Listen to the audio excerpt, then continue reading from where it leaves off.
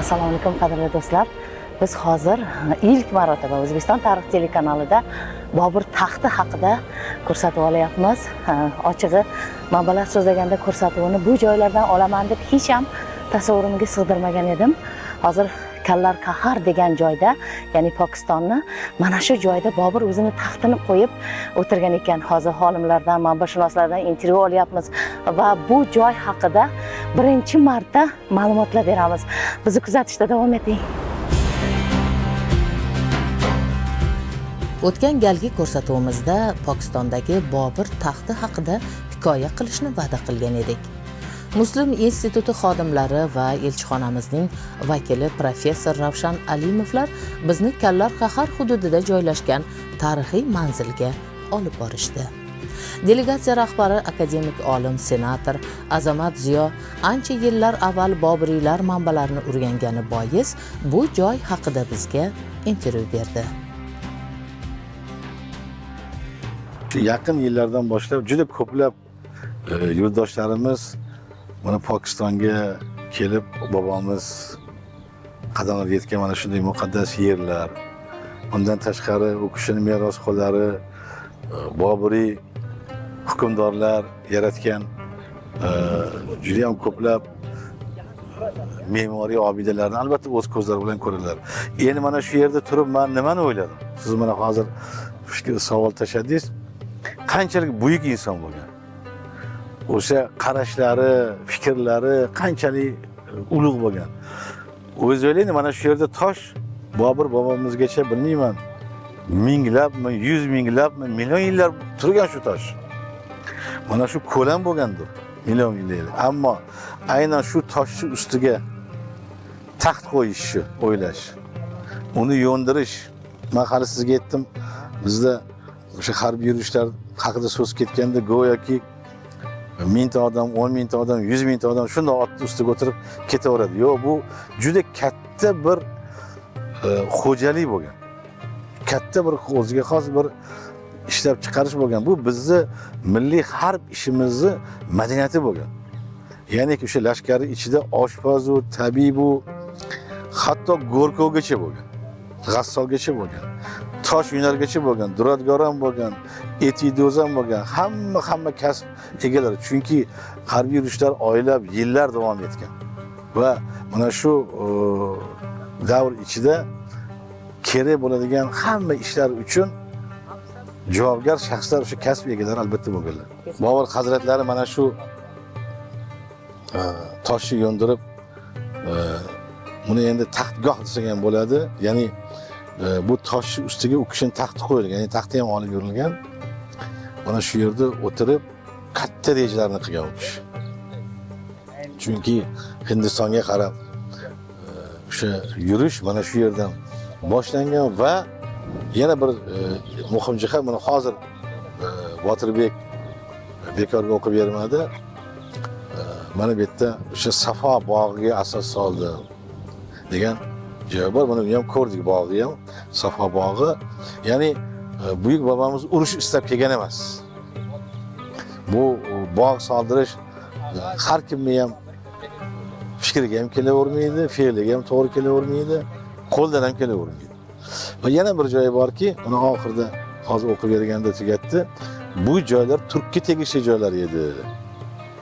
Ya'ni men bu yerda mehmon emasman, men bu yerda bosqinchi emasman. Bu aslida o'zimizning yerlar bo'lgan degan o'sha zamonga mos ravishda aytildi. Bu yerdagi biz hozir pokistonlik hamkorlarimiz bizni kuzatib o'sha mehmondo'stlik ko'rsatib kelayotgan do'stlarimiz, Muslim instituti vakillari ham birinchi aytgan gaplari shunday bo'ldiki, sizlar bu yerga Bobur merosxo'rlari keldilar degan fikr aytdilar. Men aytdimki, faqat biz emas, merosxo'r, sizlar ham merosxo'rsizlar. Hammamiz bu meros egasimiz va bu merosni biz ko'z qorachig'ida asrashimiz kerak va xalqlarimizga, butun dunyoga ko'rsatishimiz kerak.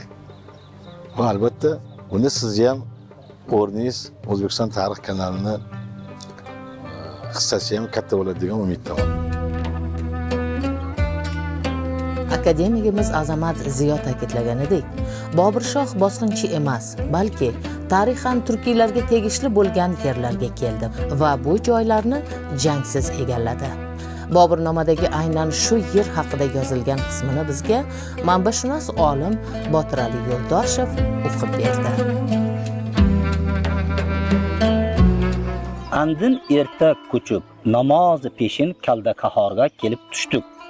Atrof va navohida qalin havidzor edi. Bu Kaldakahor Tavr yeri voqe bo'libdir. Bihiraning 10 quruqida, Jut tog'ining orasida hamvor yeri tushibdir. Bu hamvor yerning o'rtasida bir ulug' ko'ldir. Atrofidagi tog'lardan yomg'ir suvlari yig'ilib bir ko'l bo'libdir. Girdogirdi 3 quruqqa yovushqay. Shimolida yaxshi o'lang voqe bo'libdir. G'arbida tog' dominasida chashmadir. Bu chashma suvi balandlarga kim bu ko'lga mushrifdir. O'ltirur yer uchun qobil yer edi. Bog'i soldim, bog'i safoga mavsum. Xeyli xushhavo va safo yer voqe bo'libdir. Nechukkim sharhi kelgusidir. Kaldakahordan sahar otlanildi. Hamtoti ko'talining boshida bir necha yerlik el muhaqqar peshkash bilan kelib mulozamat qildilar. Abdurrahim Shig'ovulga kelgan kishini qo'yib, Bihira yuborildi-kim? Bihira eliga istimolat borib degaykim, bu viloyatlar qadimdan turkka taalluq bo'la kelgandir. Zinhor tavahhum va dag'dag'a o'zlariga yo'l berib, elni buzg'ali qo'ymasinlarkim, bu viloyatda el bilan yoqimiz bordir. Talon va taroj bo'lmag'usidir. Boburnomaning 254-qo'lazma varag'ida mana shu satrlar bitilgan. Hozir biz bu joyga kelib tushdik. Men o'tirgan joy Taxti Bobur deb ataladi. Qo'lazmalarda bu joy nomi asli joy nomiga qaytadigan bo'lsak, Kaldakahor nomi o'zgarib ketgan.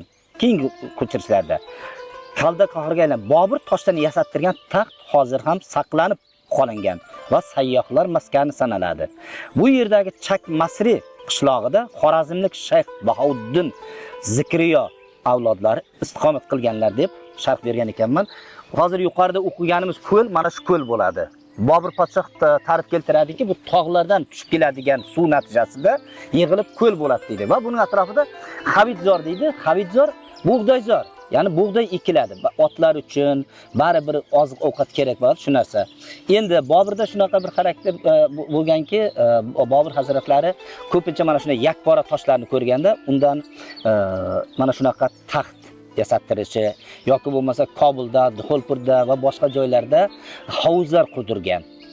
10 gazga 10 gaz. Uning atrofida chamanzorlar qilingan. Biz hozir mana shu yerda kelib turibmiz. Buning uchun avvalo bizning mamlakatimizning Pokistondagi elchixonasiga alohida minnatdorchilik bildirishni istayman. Sababiki mana shu bizning safarimizga sababchi bo'ldi. Shu bilan birgalikda Muslim institutiga alohida minnatdorchilik bildiramiz. Mana shu paytgacha bizlarni qo'llab-quvvatlab, bizni taklif etishlari va safarimizga hamrohlik qilishlari uchun va albatta ekspeditsiyamiz rahbariga.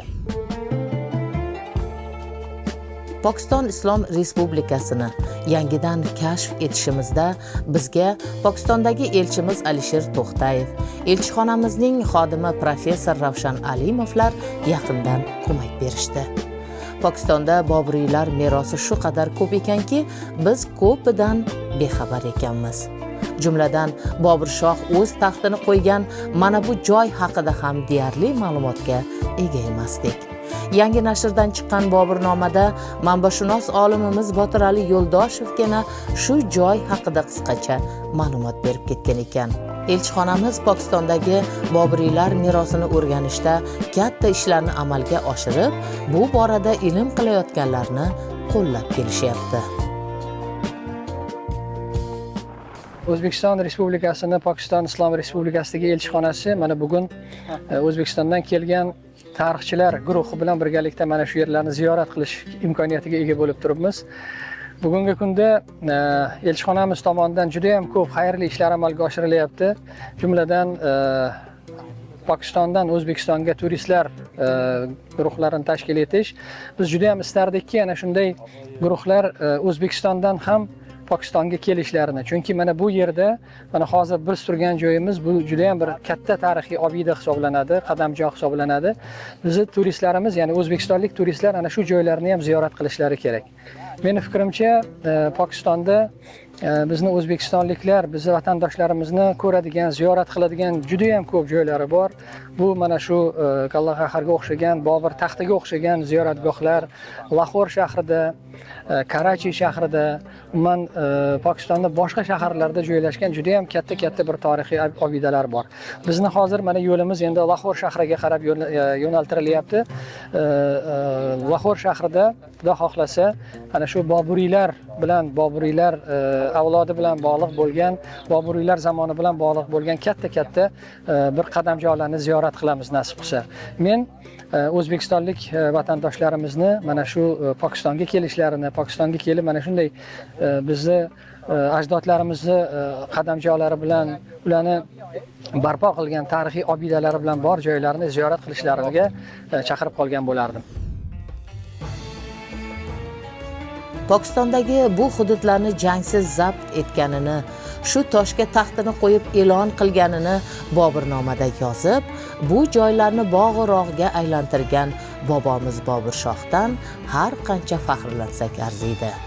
Borgan joyini obod qilib, gullab yashnashiga hissa qo'shib, islomning go'zal qoidalarini bu yerlarga joriy qilgan buyuk bobomizning qilgan ezgu ishlaridan faxrlandik.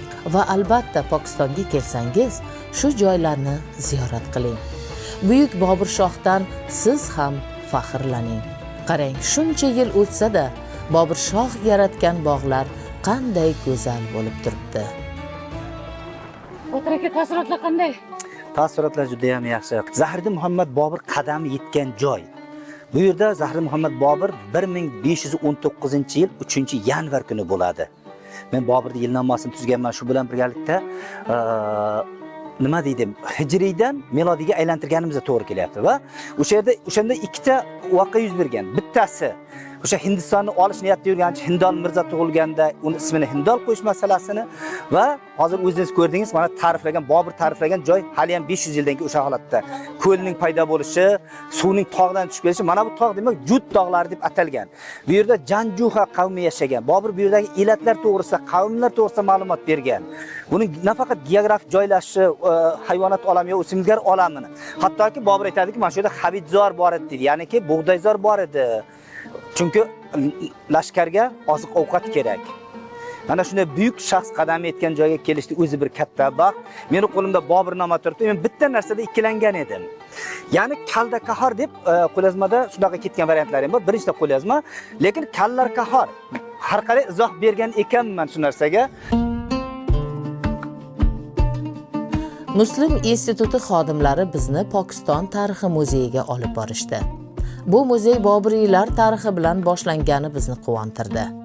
Bizning urf-odatlar bilan boshlangan ekspozitsiyalarni ko'rib, hali bizning olimlarimiz o'rganishi lozim bo'lgan mavzular ko'p ekaniga amin bo'ldik. Bular Mo'g'ul period deb yozgan, lekin aslida bular Temuriylar davri, Boburiylar davri bo'lishi kerak. Haqiqatan ham diqqat bilan qarasangiz juda ko'p bizga o'xshash narsalar bor. Misol uchun mana oddiygina e'tibor qiling, mana buni bizda yostiq bolish turibdi va mana bu kelinchaga e'tibor qiling. Ya'niki bizdagi urf-odatlarning bu yoqqa kirib kelishi, bizdagi o'xshashliklar, madaniyatning o'xshashliklari, urf-odatning o'xshashliklari, kiyimlarning o'xshashliklari yoki bo'lmasa mana orqa tarafingizga qarasangiz, orqa tarafingizda ham o'sha davrlarga oid mana miniatyuralar turibdi. Keyin mana hunarmandchilik tasviri turibdi. Yoxud bo'lmasa mana yaqinroq kelsangiz, bu Humoyun maqbarasi sanaladi. Ya'niki bu yerda nima o'xshashliklar bor degan savol tug'ilishi mumkin. Birinchi o'rinda ulardagi mana bu gumbazning O'rta Osiyodan ketgan, ya'ni Samarqandcha sulda deb aytishimiz kerak ularni. Shu andozalar qayerdan olindi? Samarqanddagi Amir Temur maqbarasidan olingan andozalar. Endi ozgina orqaga yuramizda buyuk saltanat asosi Zahiriddin Muhammad Bobur tasvirini ko'ramiz. Keling qaraymiz. Mana marhamat, azizlar. Mana bu yerda mana Zahiriddin Muhammad Bobur buyuk davlat asoschisi. Bu nihoyatda chiroyli tarzda qilingan muzey. Mana bu hozir biz turgan joyimiz Lokversa deb ataladi, Pokiston monumenti deyiladi. Mana biz hozir o'sha yerda Pokistonning butun tarixini tanish imkoniyatiga egamiz. Mana bu yerda ko'rib turibdi va islom dinining Hindistonga kelishida Boburiylarning qilgan xizmati to'g'risida qisqachagina bu yerda ma'lumotlar keltirilgan va keyingilar davom etadi. Ma'lum bir muddat Sherxon Suriy Boburiylarni siqib chiqargan edi. Mana shu tarzda mana birma-bir ketyapti. Mana endi bu yoqqa qarasangiz Akbar davridan boshlanadi. Akbarning davlat boshqarishga oid tartib-qoidalar to'g'risida gapirishganlikda islomning Hindistonga kirib kelishida uning qanaqa rol o'ynaganliklari xususida. Mana orqa tarafingizda esa buyuk Humoyun turibdi. Humoyunning tarixi qisqachagina berilyapti. Keyinchalik albatta mana bu endi arxitektura haqida ketganda Toj Mahal va yuqorida aytib o'tganimdek, mana shu Toj Mahalning andozasi Samarqanddagi Amir Temur maqbarasidan olinganligi. Mana shunday tarzda, chiroyli tarzda Pokistonliklar nima deydi, Boburiylarga bo'lgan ularning ehtiromi, ularning tarixini yoritib berishi biz uchun faxrlidir. Pokiston Islom Respublikasida o'zbek davlatchilik tarixiga oid manbalarni o'rganayotgan yosh olimlarning borligi bizni quvontirdi. Tadqiqotchi Ali Jibran ana shunday yoshlardan. U Xo'ja Ahror Vali avlodlarining Boburiy podshohlar bilan munosabatlari haqida ilmiy ish qilgan. O'zbek tilini ham ancha o'rganib olibdi. Tadqiqotim Xo'ja Ahror Valining avlodlarining haqida, maxsusan bu avlodlari ki Hindistonda va Pokistonda Boburiylarning davrida faol bo'ldilar. Hozir men bir kitob yozaman va bu kitob Xo'ja Ahror Valining maxsus avlodlaridan bittasi general va bittasi sufi va bittasi siyosatchi ning haqida. Ularning ismi Abdullah Khan Firozjang Ahrori va xudo xolasa kelayotgan yilda bu kitob mukammal bo'ladi. Bu kitobda hammasi manbalar asosan Sankt Peterburgdan topoldim. Chunki o'sha yerda 13 xatlar bor ki Xo'ja Ahror Valining avlodi Shohjahon podshohga berdi. Va hammasi xatlarda ham urushning haqida, ham harbning haqida va ham tasavvufning haqida ko'p yoziladi. Menimcha hammasi manbalarda bittasi mesaj bor va bu mesaj o'zi hayotida mizonlashning haqida dars beradi. Ki yaxshi odam bo'lish ning yo'li qayerdan keldi va qayerga ketdi bu. Pokiston safari biz uchun juda sermazmun va manfaatli bo'ldi. Muslim instituti taklifi bilan uyushtirilgan safarimizda yangi do'stlar orttirdik. Yangidan yangi manbalarni topdik. Bu haqda keyingi ko'rsatuvlarimizda albatta hikoya qilamiz. Hozir esa xayr, omon bo'ling.